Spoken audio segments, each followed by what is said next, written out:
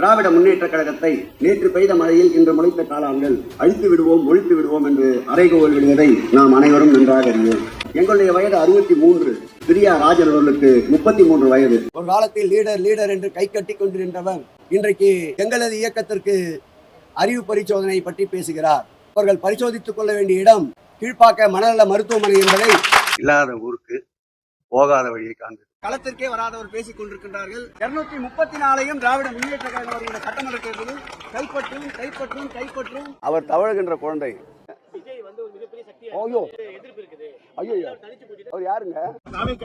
கொடுக்க வரல. போட்டியே அதிமுக திமுக தாங்க. அதிமுக பத்தி எதனா கேளுங்க.